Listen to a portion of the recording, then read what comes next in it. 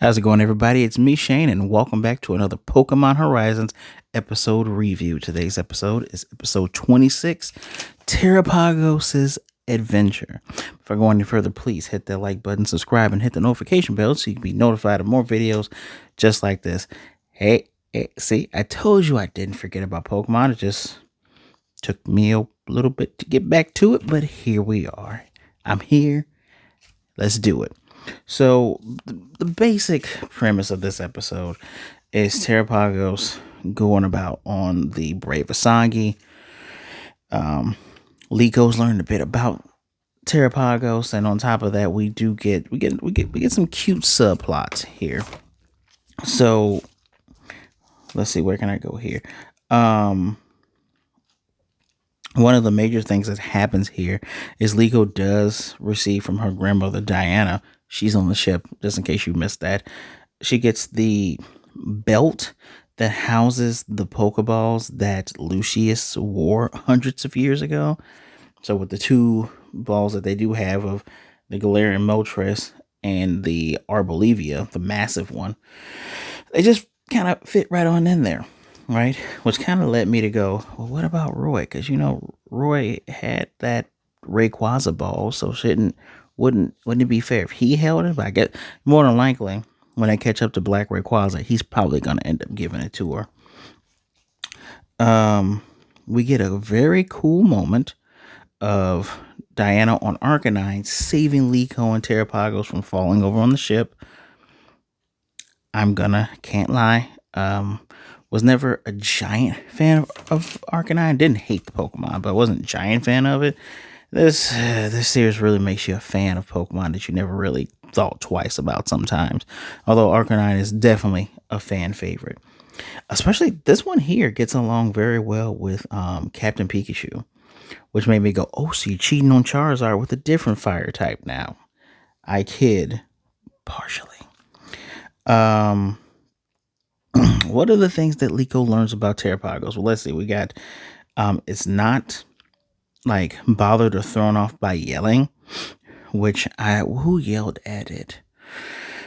Because we get a couple of moments like it never gets bored because it goes to the engine room, and it's just following the little wheel before it spins out and gets dizzy. It got yelled at by Captain Pikachu because it went into the captain's quarters and spun nose pass around, which was funny. What else? It loves sweets because it just literally smashed his face into a cake that Murdoch and Alchemy made. And really, I like that Dot puts it in perspective for her. Like, it was a little pendant and it had been dormant in sleep for so long.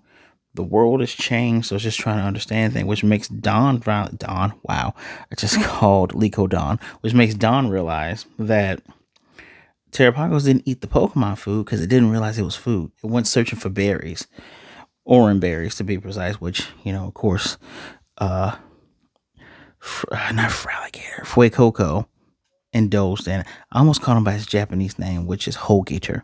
So, yeah. We do get, it has tons of cute moments, and it's too bad that you can't see these because this is a video about the cute moments. One of the moments is Palmy, which the Palmy on the ship seems to be, I don't want to call it a coward, but seems to be kind of timid. And it runs into Terapagos, runs away. Terapagos is at the end of the ship before Liko reaches out to try to save it. It's crying out, and Liko and Diana pretty much figured out that whenever you bring up Lucia's name or Rakua, the legendary paradise land, it seems like it's crying out for Lucius. And of course, Diana's like, well, Lucius was a trainer from 100 years ago, so, and I like that Pokemon is just addressing the guy is more than likely not around, although I'm pretty sure it's Pokemon. He might be around. He might even be the leader of the explorers. Although, if it's not him, it's probably another one of his descendants. I'm just calling that right now. But Liko has solidified in her mind that she wants to help Terapagos. They're going to find the other 6 hero Pokemon, which is Lapras, Cleavor, Entei, and of course Black Rayquaza, because every time it comes in contact with them, they have a little aura. We see a glimpse of Terapagos' memories. So she wants to help him find the other one. So then maybe she even if she can't give Terapagos Lucius, at least try to give it a memory or something that it can hold on to. Which was pretty easy to convince the rest of the Rising Voltekers to do it. Like, I like the fact that Sprigatito gets Dawn. Why do I keep saying Dawn? Gets Liko to go forward and speak her mind and tell everyone, hey, I want to do this. And of course, Roy and Freed, everyone's like, yeah, we're going to do it, because anytime any one of us truly feels strongly about something, we're going to follow it. And plus, Freed just loves Diana. Like, he even asks her tips on raising Pokemon, where she's like, I'm not as amazing as you make me think, as you make me out to be. He was been deep in the research that she gave, and he looked up. We see a herd of Lapras, so we got to find a Lapras. But I would imagine that a Lapras of his would probably be massive, right? Be a giant Lapras. Entei, which they're like, yeah, Entei kind of roams around a lot, so it's kind of hard to pinpoint it. Then Cleavor. Cleavor hasn't been seen in ages because it comes from a land called Hisui, which doesn't exist anymore. And then there's Black Rayquaza, which I love the picture for that, which is like the silhouette of it in the back, and there's like buildings, which Roy's just like, we should go get Black Rayquaza. We don't know where it is, and leave it to Dot. Dot is the goat. Dot goes, hey, actually, there's still sightings of Black Rayquaza and Galar, and they just happen to still be in Galar. I was thinking, because I mentioned Roy before, right? So, if, by the by, didn't mention this earlier, new intro, new Poke Rap to add on to it, so that's really good. But if this, so we got a new song, which means we're in a new arc of this series. And if this arc is to find the 6 heroes and figure out what happened there, what's going to happen with Roy? Like, Roy is very obviously our battle guy. So are we going to travel the globe, find the 6 heroes, figure out whatever storyline that entails, and then afterwards, Roy goes, hey guys, I met all these gym leaders and whatnot. I think I want to challenge a league, and I think the league I'm going to challenge is Paldea, because Nimona is his bae, more than likely. So we should try to do that. And I'm all for it. If we're going to pivot between what the characters want, I'm all for that. Good moments. Now, the subplot is Sprigatito is jealous of Terapagos because Liko. Somebody tell me why I'm saying Dawn in the comment section.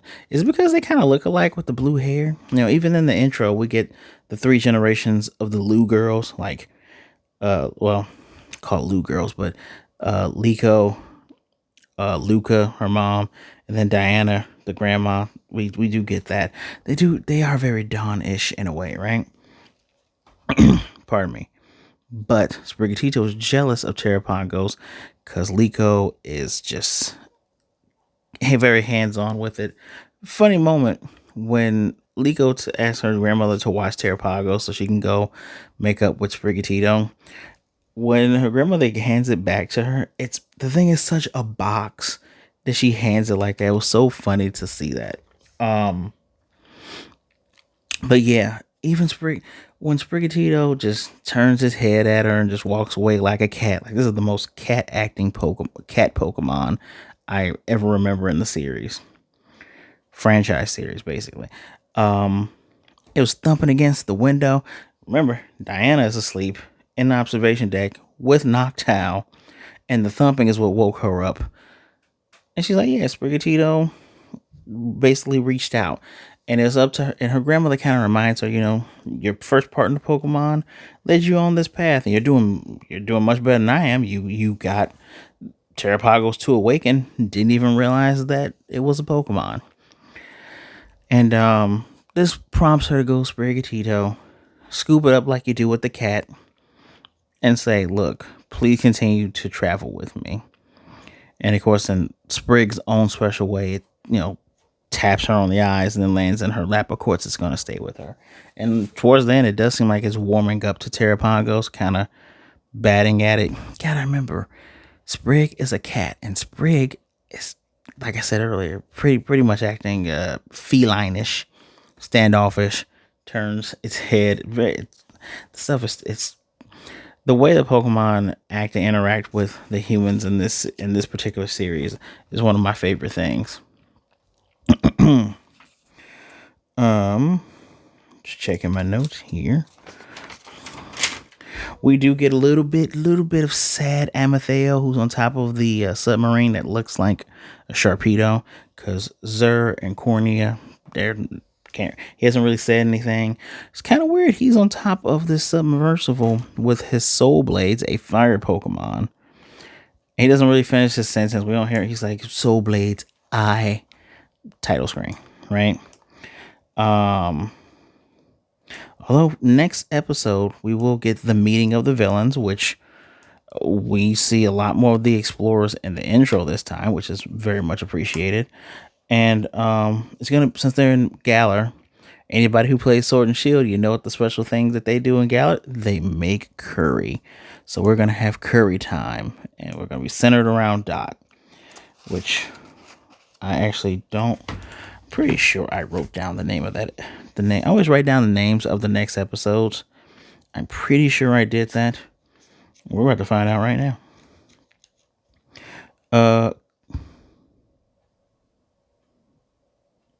I guess I didn't write it down. Curry time. I'm just gonna call it curry time. I think it's called Time with Friends, but yeah. All in all, this is probably the first average episode of this series, which average is not bad.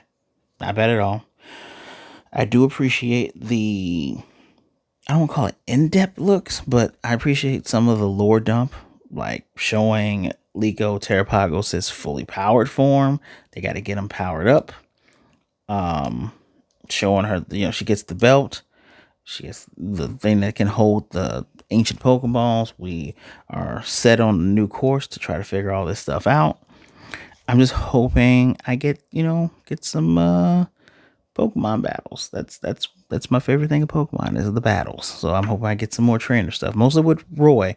He needs to get another Pokemon. He needs to get a third Pokemon fast. But they're getting stronger together. Let's see higher.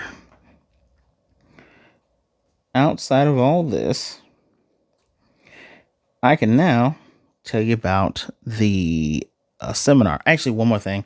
When Liko was looking for Terapagos, and she was going from area to area of the ship, I do like what greets her is a Pokemon. So when she goes into one part and Alolan Monk is there, she's like, And then she goes into another room and Chansey's there just like, Chansey?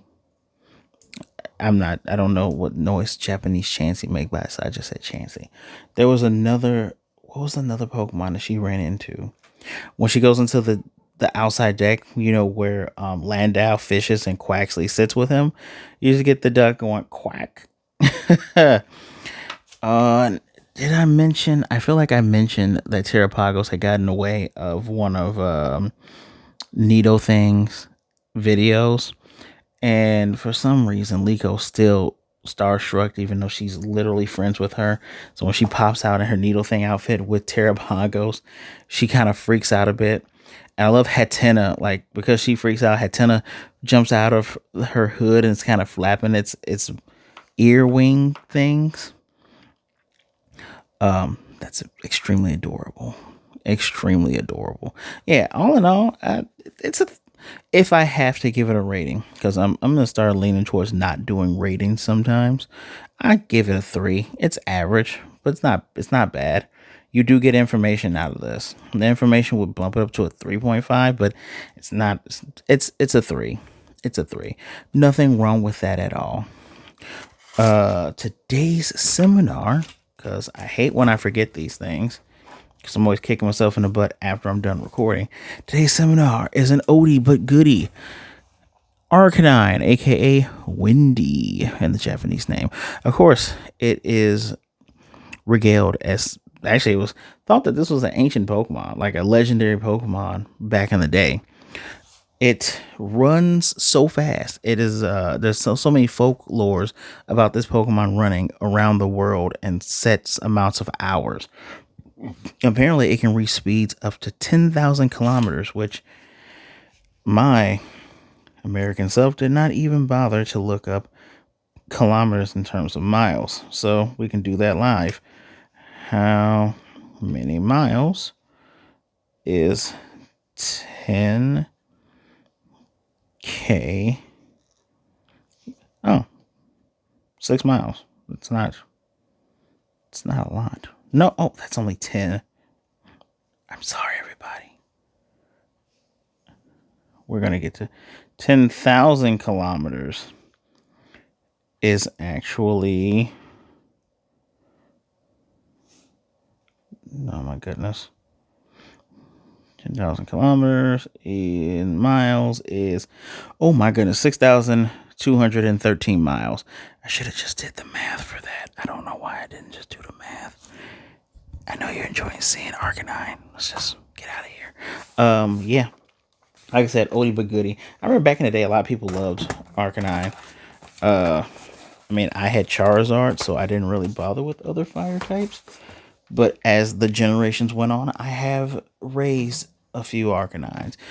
Fun fact, Arcanine originally had the move Extreme Speed exclusive to it. And then Extreme Speed was allotted to other Pokemon that are known to move extremely fast, like Dragonite. There is a special edition Pikachu that has Extreme Speed. I wish Pikachu learned Extreme Speed normally. That'd be such a lifesaver. There is... I feel like Rayquaza can learn Extreme Speed. Someone correct me in the comments if that's true or not. But please, let me know what you thought of the episode. Leave a comment right there. Hit that like button, subscribe, and hit that notification bell to be notified of more like this. I know I'm behind, but guess what? You guys, we're in that Thanksgiving season, so I'm going to push as much to you guys as possible. You might get sick of me with how much videos you're going to get. You won't get sick. You won't get sick. So please, be good, be blessed. Wash those hands, all right? Drink you some water. Stay hydrated, all right? Be good to yourselves, be good to others. Either way it goes, don't be a jerk. And make sure you're staying safe out there. Have a safe and wonderful holidays. And I know the holidays can be a bit depressing for people, So if you're feeling down and out, you perhaps you have lost someone, or maybe a relationship, whether it be friendship or romantic or platonic, has ended and you're just feeling down, make sure you reach out to somebody. There are people out there that care about you and rather see you and talk to you today than to miss you and mourn you tomorrow. So I promise you're not alone. My social medias are in the description below. Please give me a follow. You can send me a message as well, and I will make sure to get to you. Give me a little bit of time and don't be a jerk, but I will certainly get right back to you. So with that, guys, I'm Shane. I can't wait to get into episode 27. I don't know what's going to happen in 28. I've done a good job of not being spoiled. So I'm on this journey with you guys. I'll catch you next time.